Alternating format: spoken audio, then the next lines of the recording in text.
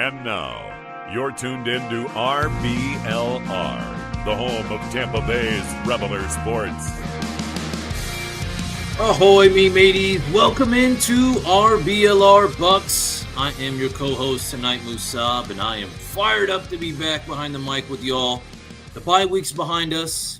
The Crews had their rest, and now our Tampa Bay Buccaneers are locked and loaded and ready to unleash hell at Ray J. The New England Patriots are sailing into dangerous waters this Sunday, and trust me, they're about to find out what happens when you mess with the wrong ship. But sure, the fellas got some rest, but around here, there's never a real bye week. The grind don't stop, the film never lies, and the RBLR crew, we stay on attack mode 24/7. Look, we got a ton to dig into tonight. You know, how the Bucs are shaping up post-bye, who's primed for a breakout, you know, what it takes to, send the Pats packing. But before we get rolling, big love to the RBLR family holding it down behind the scenes. Y'all keep this Tampa Bay pirate ship cruising full speed every single week. So, and to our listeners, you already know the deal. We want to hear from you. Drop your hottest takes, your boldest predictions, or that wild theory that you've been cooking up. Your voices are part of this crew, so let it fly. All right, well, enough for me. It's time to bring out the rest of the squad. First up, he is the field general of this crew, breaking down plays like he's calling them in the huddle, always ready to fire off a take sharper than a cut route. Mr. Carter Brantley, how you doing tonight? I'm good. Sorry, I had to hit that mute button. But yeah, I'm doing well. How are you, Musab? We just did that Bulls show this afternoon. Did you get some good grub in your system? Yeah, I got some good grub, and I got the energy I needed to be talking Bucs. So just excited, of course. The bye week's over. Got the guys some rest. Still some pretty entertaining matchups going on. It doesn't help that USF Bulls and the Bucs are both on a bye week. Right. Would have softened the wound a little bit if I saw our beloved Bulls get some action. But it's all good. Sometimes it works out for the better. That means no more bye weeks for college football and our Buccaneers. So I'm excited. And beside me on my right, the man's like a ball hawk on the mic. He is back, catching every detail, every stat, every storyline before anyone else. Straight out the press box, always dialed in, always dangerous. Mr. Tyler Vassallo, how you doing tonight, man? I'm doing well. I'm excited to break down some Patriots film. Yeah, man. No, yeah, it was interesting week they had, and it's been an interesting year so far. I mean, they're 7-2, but Carter, I kind of wanted to go, kind of start off with you. Where's your head at right now? I know you were out as well, with our little bye week coverage. So if you had anything to kind of, discuss with the bye week, any big injuries, and then also, guys, let's talk about the elephant in the room as well with the trade deadline going on. So yeah. I mean, not really much to add, honestly. I know y'all did a great job in the show talking about that Saints game. They just did their thing. It was a great victory. So nothing really with injuries. I know Bucky and Chris Godwin didn't practice this past or yesterday or today, I guess. So that's kind of disappointing. But at the same time, like these Patriots, Bills, and Rams games that they've got coming up, like I tweeted about this, like talking about just like the Bucs could lose these next 3 games. No problem. They've got such an easy back half of this schedule. So the Bucs are just in such a marvelous place. Like they've built themselves such a good cushion. And I'm really excited to see them just go to work and do their thing for the rest of the season. But like you mentioned, the trade deadline happened this past week, and it was kind of fun. Like I kind of was surprised at, not necessarily the volume of trades. There weren't like a lot of trades, but there were some high impact, kind of surprising trades, and a lot that didn't happen that I thought was surprising too. But we'll get to what did happen first. Tyler, I'll throw this your way. What was the most surprising trade to you that happened this past trade deadline? I wouldn't go for like a crazy trade like a Sauce Gardner or Quinnen Williams. I don't think those are necessarily surprising. Right. Although I do think Jerry Jones trading away Micah Parsons and then trading for Quinnen Williams is hilarious. Yeah, insane. I would say that the Rashid Shaheed to the Seattle Seahawks is probably the most excited that I am. That's unfortunately the top offense in the league right now, I think. And every week that Bucs win ages better and better. Yes. And he's just gonna unlock that offense because they don't really have obviously Jackson Smith and Jigba is probably one of the top, I don't know, 4 or 5 receivers in the NFL right now, but not a true deep threat the way Shaheed is. He's going to take the top off the defense.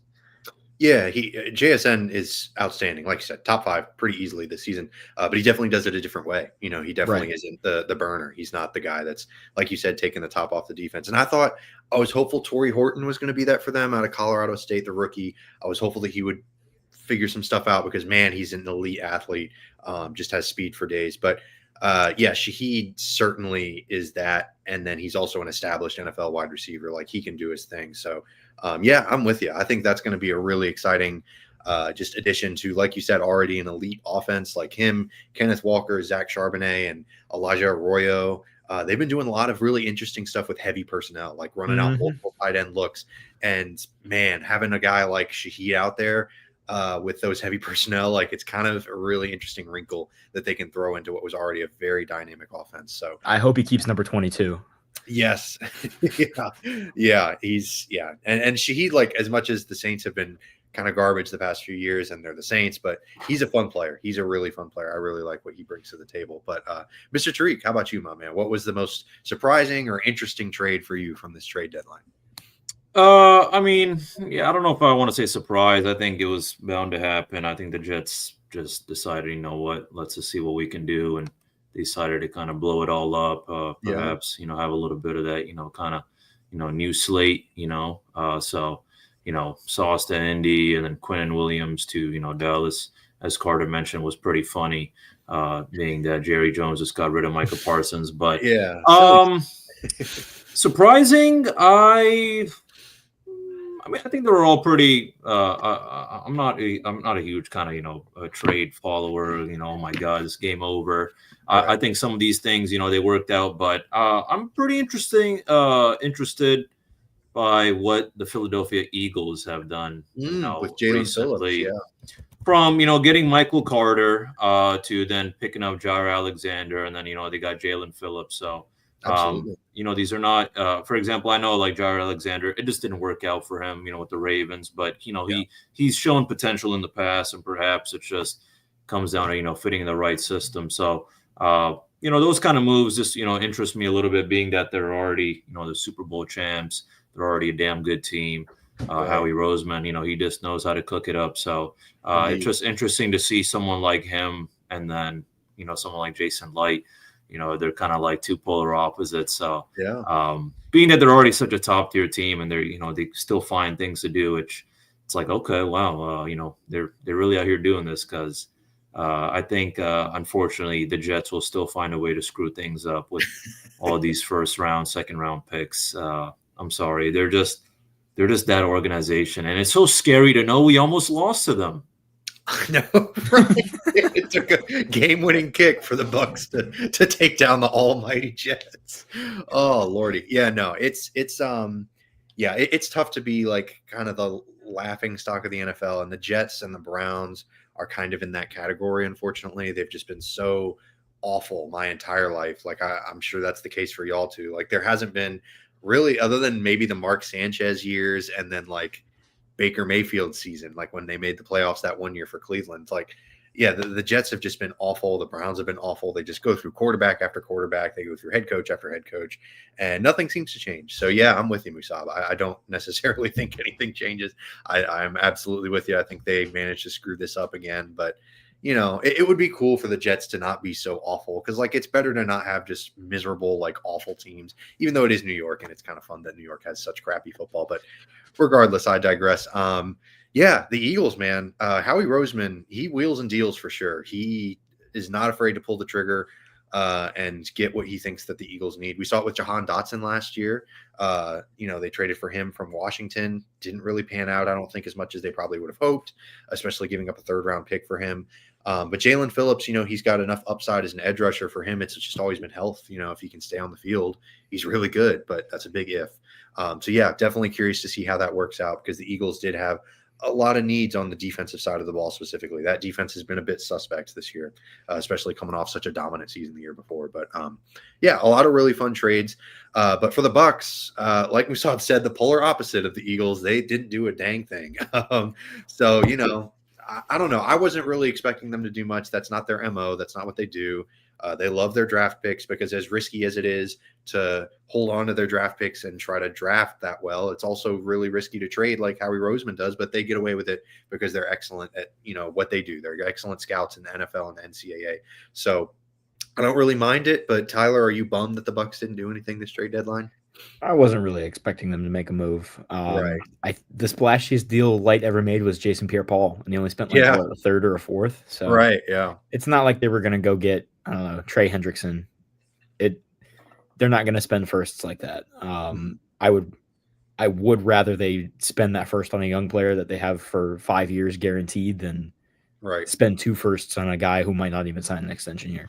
So, they didn't make a splash play, but much like the Miami Heat, they like the guys that they have in-house for better or for worse. Right. And so, Servassier Dennis has looked better over the last couple games. He was really, really bad to start the year. Yeah, it's hard to look He's worse. Still not very good, but he's improving. You also have to remember that he's not even 17 games into his NFL career. For sure. So he didn't really play his rookie year. Mm-hmm. He was kind of a healthy scratch that entire season. And then last year he played 3 games and looked pretty good and then got hurt. So, maybe the trajectory points this way. Maybe. You never know. I trust the in-house scouts. Yeah, 100%. I'm with you. I think that it was one of those things where like they had some needs, but are they glaring enough to give up like a future draft pick? Maybe not. I don't know. I'm with you. With all the injuries that they have, this was going to be a tough season, and they get sort of reinforcements that almost feel like you're trading for someone when Chris Godwin eventually comes back. Bucky Irving, Luke Gadecki's apparently practicing, or at least they've opened the window for him to return. So there's a lot of reinforcements on the way, even without making any deals. And they're 6-2, like they're doing real well. So yeah, I'm with you. I don't think that there was anything real pressing. But I'm sure if Zach Blaine were here, he would disagree.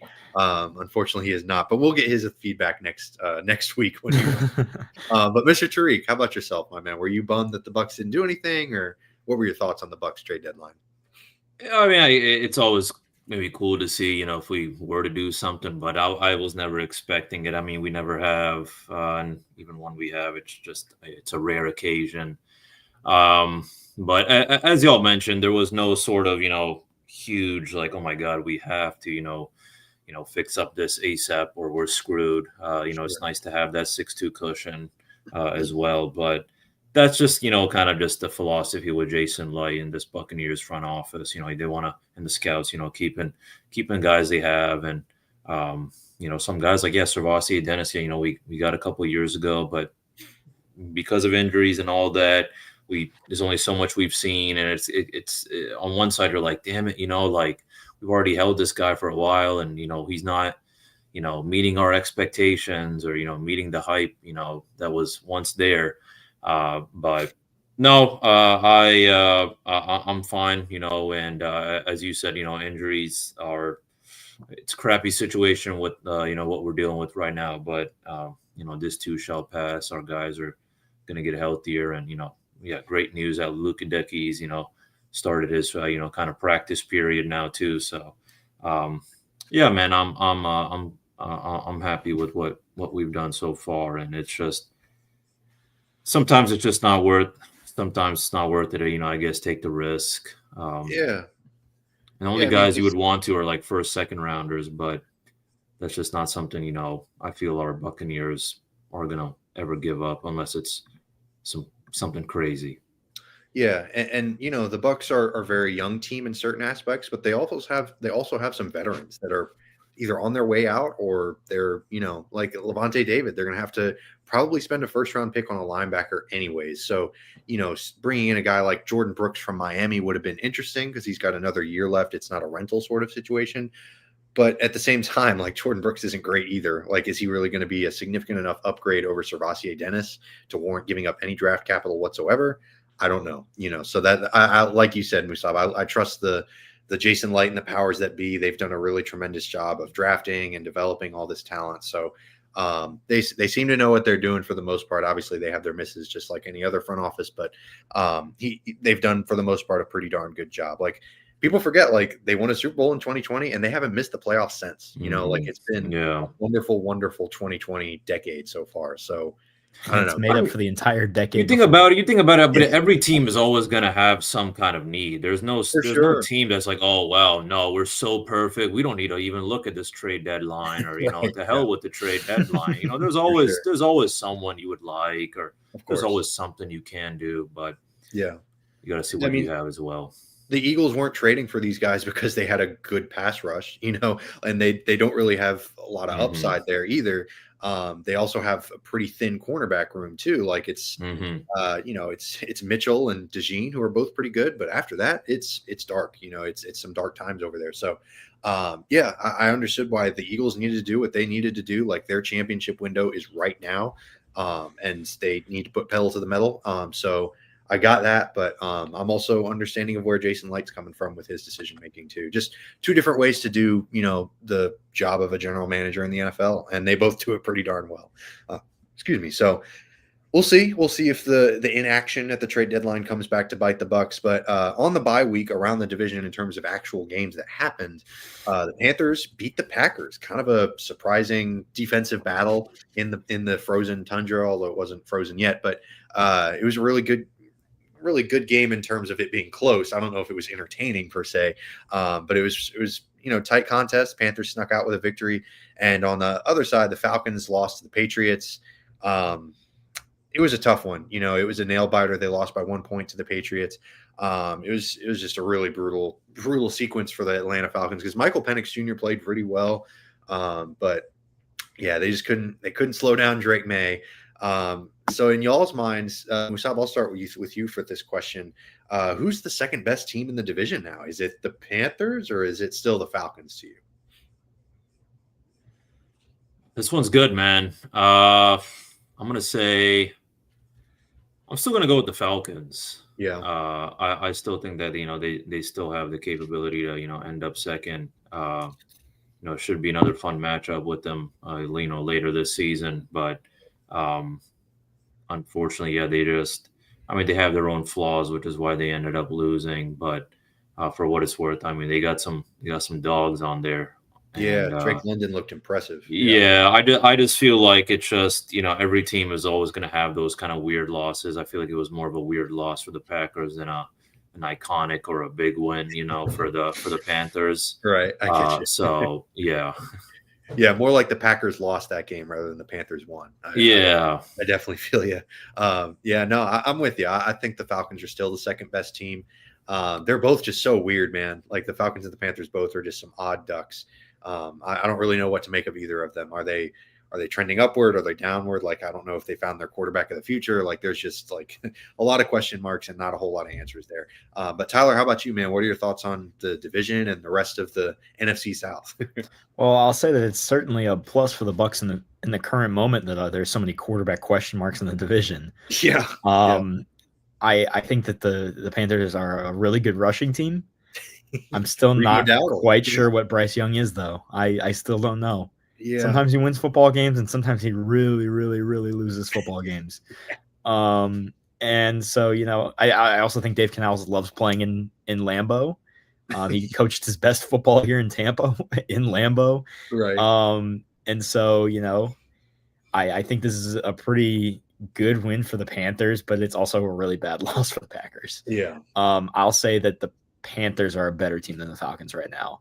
Ooh, okay. I don't know if it's coaching for the Falcons. I think some of the play calling is a little wonky. They seem to force feed the ball to Bijan Robinson, despite the presence of the other weapons on the offense. Mm-hmm. And the defense is still really young. Right. They added so many massive contributors in the draft. Absolutely. So, Yeah, when you spend 2 first-round picks on edge rushers, it's not because you're super confident in your front seven. And they're both talented. Like, I love James Pierce, and I love the guy from Georgia that they drafted. Jalen Walker. Thank you, Mr. Tariq. They're both great. But yeah, like you said, they're young. They're still figuring themselves out in the NFL. So, the defense is in an awkward spot. They've got I don't know. I don't know what to make of them. I still think there's a much wider gulf between first and second in this division than there is between 2 and 4. Yeah. 100%. Yeah, I think the gap between the number 1 and number 2 in the NFC South is probably wider than any other division. Oh yeah, and that's not necessarily like obviously I think the Bucs are good and all, but that's not even necessarily saying like, oh, the Bucs are they're an elite team, which they're a good team, but it's also just the rest of the division just sucks. This is like one of those like Olympic races where U.S. like dominates in swimming, and they win by like 20 seconds, and it's really just a battle for silver and bronze. Yeah. Right. Yeah. And there's so many other like super competitive divisions in football: the AFC West, the NFC North. Like, that's just the way football is this year. Yeah. Yeah, it's real interesting to see how it's all worked out. And the NFC East was supposed to be good. I thought that the Cowboys and the Commanders would be putting up more fights than they are, but obviously the Cowboys trading Parsons and the Commanders losing Daniels for potentially the whole season. That sucks. And suddenly the Giants are in second. Exactly. Yeah, exactly. It's so weird, man. It's so weird. The NFL, man. What are you going to do? There's nothing else like it. But if you're looking for something that isn't like anything else, a very unique upgrade to your wardrobe, definitely head to shop.rblrsports.com. We'd really appreciate it. We'll give you a promo code. That's Cannon, CANNONS, for 10% off your entire order. We've got everything you would need for your Tampa Bay sports apparel. Definitely head over there. Check it out. We'd really appreciate it. Christmas is coming around the corner, so, it'll be here before you know it. So if you're looking for some, a little bit advanced notice Christmas presents, definitely head to that website. All right, so the second half of our episode, we got to talk about the Patriots because obviously they beat the Falcons last week, so now they're continuing their tour of the NFC South, and they are heading to Raymond James Stadium for a matchup Sunday afternoon. This is a pretty good matchup. Like, the Patriots are playing real well this year. I think they're way better than a lot of people expected. I don't know if it's sustainable. I don't know how real it is. I don't know if they're actually good or if they're just like, I don't know. They're an interesting team, but their record says they're pretty darn good. And I'm really excited by Drake May. He showed some flashes his rookie year. I thought he had a decent rookie season given the circumstances surrounding him. The Patriots were not a good team last year, just straight up. And Drake May still managed to put together some interesting performances. And now he's really taken that year to leap. So what are y'all's thoughts on Drake May? Tyler, I'll start with you, man. Do you think he's legit, or do you think maybe he's like the Patriots in general, kind of getting a little lucky? He's had a statistically impressive start to the season. For sure. I don't know if there's any quarterback who's been more efficient throwing the ball deep, right? Which is a pretty big news in the NFL, which is increasingly running the ball and throwing it short. But he has like a passer rating of 153.0 on throws over 20 plus yards. He's like 20 of 28 with 6 touchdowns. He's absolutely been torching teams over the top. That being said, his weapons have been Stephon Diggs and Kayshon Boutte. So, this is also a team that, while they don't throw a lot of interceptions, they sure do fumble a lot. They've got 12 fumbles between their 3 running backs and their quarterbacks, 6 from May, baby. 2 from Antonio Gibbs. Travion Henderson has 1. Ramondre Stevenson has as many fumbles as touchdowns. Oh yeah. Actually, I think they have more fumbles out of their running backs than touchdowns total. Lordy. So it's not exactly been pretty football. But also their schedule's not been super difficult. Their opponents have a combined record of 27-49. They've only played 3 teams with winning records, and it's been the Steelers, the Bills, and the Panthers, and they're 2-1 over that stretch. But it's not exactly a terrific schedule that they're facing. Yeah, I mean, playing in that division, you get to play the Jets and the Dolphins 4 times in a season. Exactly. Like I know you've got the Dolphins jersey on, so I don't want to be too harsh, but don't worry, it's Ryan Fitzpatrick. It doesn't count. Fair enough. Ryan Fitzpatrick is not a Dolphin. He's an NFL character for sure. But those are 2 jokes of a franchises. Like, they're the 2 worst teams in football this year. And the Patriots get to play them 4 times. So, God bless them. They're taking advantage of a weaker schedule. But yeah, like you said, it's a weaker schedule. And the AFC, they have to play Kansas City and Buffalo, or, I don't know if Baltimore will make it, but once it comes playoff time, it'll be more of like a reality check. Like, hey, maybe you're too early, like maybe maybe Drake May needs another season before he's ready to compete with the big boys. But yeah, like you said, really impressive start for him. Yeah, he's been doing some impressive things. He's got the arm talent for sure, and he seems to be putting it together in his second season in the NFL. So it's been fun to watch for sure. But Mr. Tariq, what are your thoughts on Drake May, or maybe even the Patriots in general? Do you think that him and this Patriots team are legit, or do you think maybe, like Tyler was kind of saying, a little bit of a victim of good scheduling?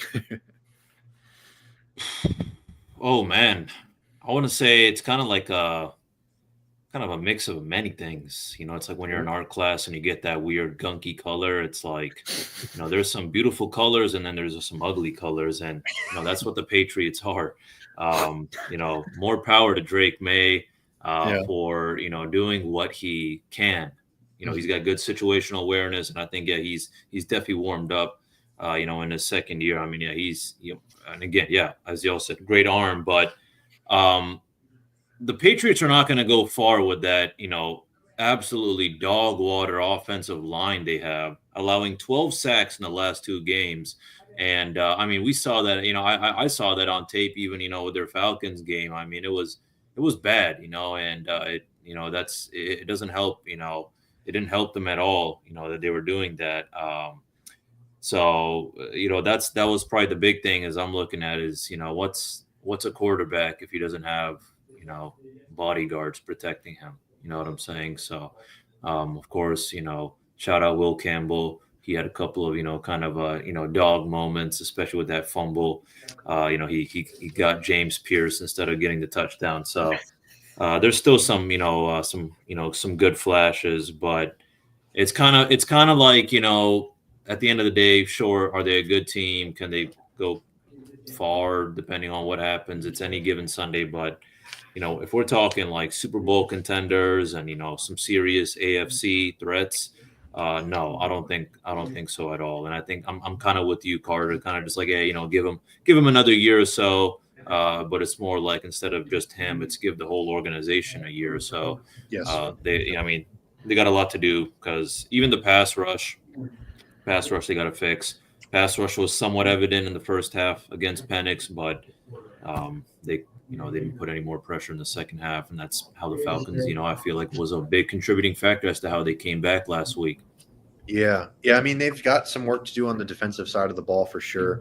Luckily, Mike Vrabel seems to kind of be plugged in with that side of the ball, but the offensive line, like you said, is the biggest issue. And Stephon Diggs, I mean, he's the kind of their wide receiver 1, and he's been pretty good this year. Like he's ninth among targets. He's ninth among receivers in targets per routes run, 4th in yards per routes run. So he's having a good year, but he's definitely not a young buck anymore. How much further can he take that? How much longer can he keep up that kind of performance? I don't know. So yeah, I'm with you, Musab. I think that you give them another year, they get some more talent around Drake May. I think they could be a really, really good team next year. They're already a good team, I think, this year. Like you said, they're beating the teams they're supposed to beat. You got to give them credit for that. But another season of getting a good draft pick. I think Will Campbell should be fine. Maybe getting another offensive tackle. That seems to be the new wave, is like getting a good left and right tackle. You see it with the Bucs, with Wirfs and Gadecki. The Chargers had Slater and Alt. This is kind of the new thing. The Vikings have Darisaw and O'Neal, I think, is their other tackle. But regardless, that's sort of the new thing, and I think that the Patriots could really use that as their sort of game plan moving forward. But I wanted to ask y'all about maybe some X factors for New England, with some players to watch for the Patriots. Musab, I'll start with you, man. Who are you keeping your eye on from this Patriots team on Sunday? With the injuries they got going on, with such as Keyshawn Butte, I'm looking at Demario Douglas. If not Stephon Diggs to step up, I think Demario Douglas. I mean, he had a great game against Atlanta. Even I think against the Pats, he had a pretty solid game. But he's as shifty as hell. So I mean, that's just definitely something something to watch out for. And the other X factor, I have to say this just because of the game that Drake London had was, and I don't want to just target him only, but Marcus Jones. If Marcus Jones has a similar game, as he did against the Falcons, getting big bodied by Drake London, I think we'll be all right. Seriously. So those are the two kind of things I'm looking at is, looking out for Demario Douglas and then targeting Marcus Jones. Yeah, and it's interesting because they just signed him to an extension. I think they view him as maybe a big part of that defense, but also he's like he's gotta extend his height or something if he's gonna be going against big dogs like that, man. He's like what 5'10" or something. Yeah, he's a tiny fella. 215 Drake London. Yeah, come on, man. GG. Yeah, for sure. And yeah, it'll be interesting to see if Christian Gonzalez is able to go. I think he's questionable for this Sunday because he would just take a lot of the pressure off of Marcus Jones. Oh, Christian Gonzalez, really solid corner. Like he's one of the best in the league. But that's not. You're putting Marcus Jones in a position to fail in that position right there with having to deal with Drake London, like you said, Musab. So it's unfortunate that he had to go through that. But like you said, hey, if that's something the Bucs can exploit, depending on Christian Gonzalez's status, that'll be something interesting to monitor for sure. But Tyler, how about you, man? Who are you keeping your eye on from the Patriots this Sunday? Carlton Davis revenge game. Oh shit! Okay. I think it's probably going to be one of the two interior rushers that make a real difference for the Patriots on defense, whether that's Christian Barmore or that's Milton Williams. They're both putting up some pretty crazy pass rush numbers. Christian Barmore is 12th in win rate among interior defensive linemen, and Milton Williams is second in total pressures among interior defensive linemen. Baker's been real bad with pressure up the middle. It takes away all of his scrambling lanes. He's a shorter quarterback. I mean, he's not short, but he's a shorter quarterback. And so he already is going to struggle seeing over the line. And so, I think that's going to be very important, especially against what's been a fairly weak interior offensive line for the Bucs. We saw them struggle a little bit against the Jets early against Quinnen Williams. And, that's a good defensive line. They've faced a lot of good defensive lines this year. I think Graham Barton had a quote today. It's like, we get in the team meeting every week and, they start with, well, it's a really good defensive line this week, fellas. And so, it's kind of the same story over and over and over again. But, I think it's going to be, I think these teams match up really well. Drake May's been really, really good against the blitz. Obviously, the Bucs love to blitz. For sure. But the Bucs have also been 10th in pressures without the blitz, and they're 6th in sacks without the blitz. So if they can get pressure with 4, which is what the Falcons were able to do, maybe you can put a little bit of a lid on that offense.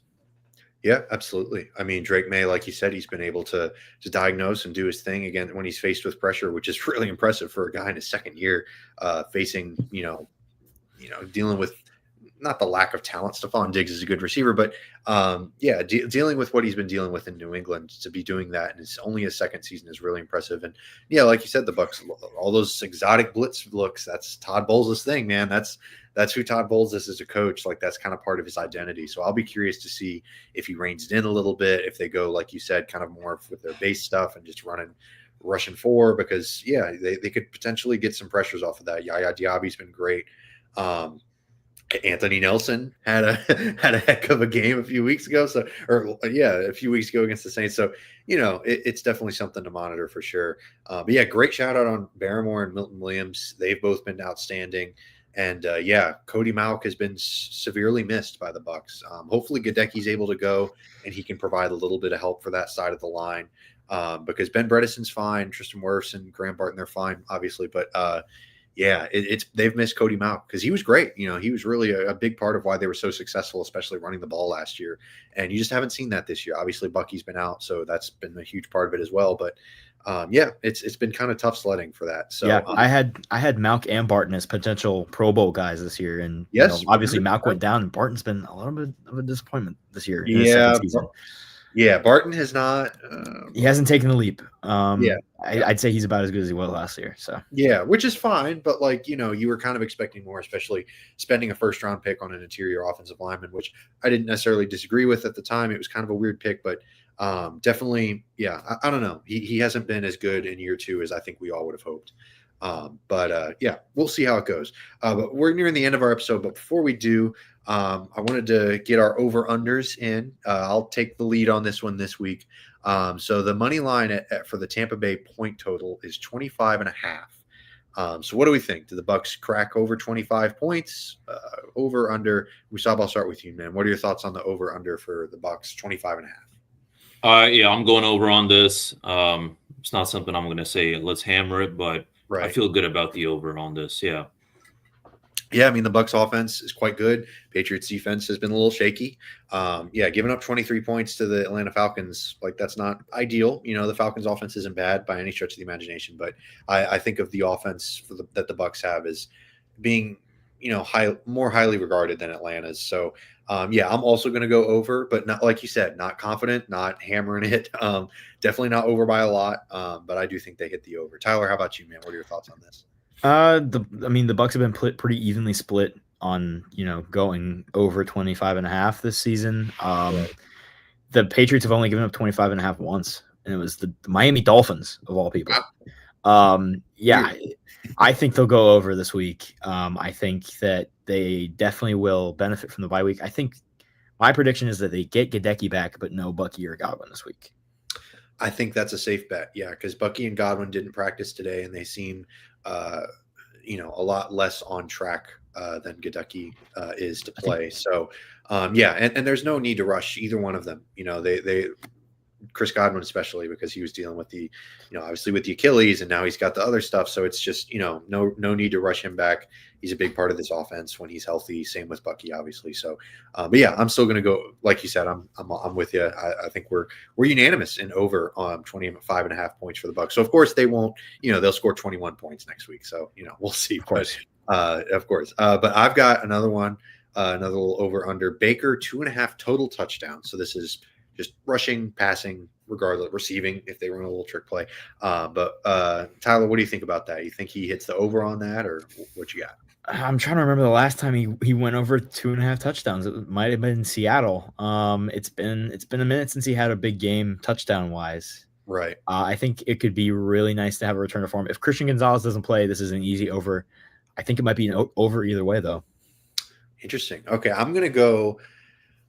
See, that's such a that I want to I want to do over if Christian Gonzalez isn't playing, but under if he is. But that feels kind of cheap, so I'm gonna go under as well.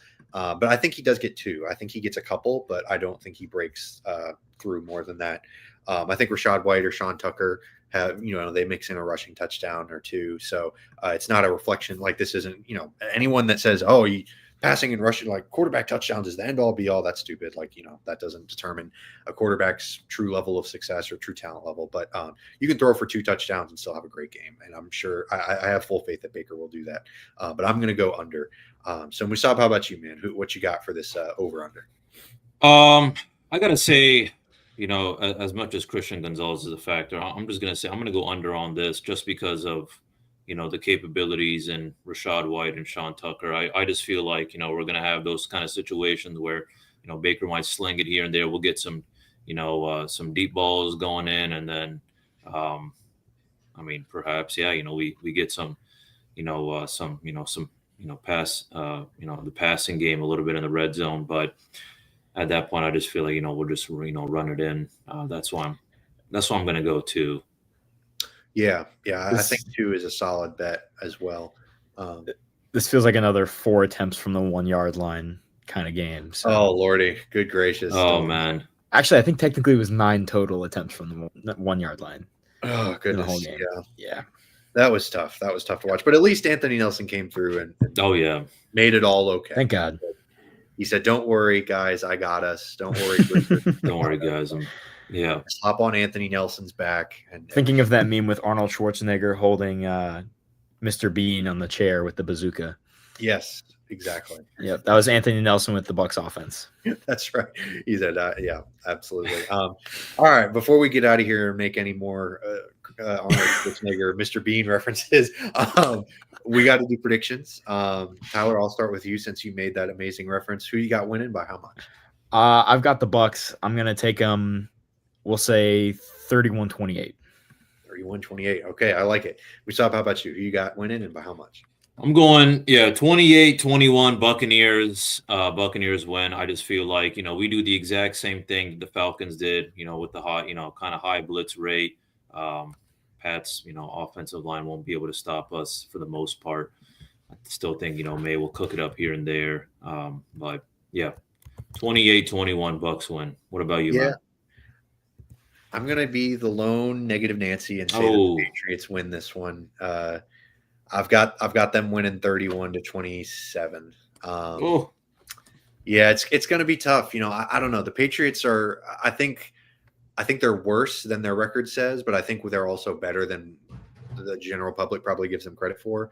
I think they're somewhere in the middle. I think they're somewhere in the middle, which is a boring and sit on the fence kind of opinion to have. But I don't know. It's coming off the bye week, and Godwin and Bucky still might be banged up and not playing. So, but it's not the end of the world if they lose this one. It's not that big of a deal. It's not even a conference game. Yeah, exactly. Like you're playing an AFC team. It's fine. But there's a very real possibility that y'all are right. That is a super low confidence prediction. But I've got the Bucs losing this one 31-27. But regardless of whether they win or lose, whether me or Musab and Tyler are right, we will be back next week with another show. We really appreciate y'all tuning in and listening to us ramble about the Bucs. Shout out to my wonderful co-host, Mr. Musab, Tariq, and Tyler Vassallo for making my job incredibly easy. Give us a like or subscribe if you want to hear more from us. Tyler also writes for us, so you can check us out on our website or at RBLR Sports. We're always posting there, or at RBLR Bucs on social media. So we'd really appreciate it. So we'll see y'all next week. But until then, and as always, go Bucs. Go Bucs. Go Bucs.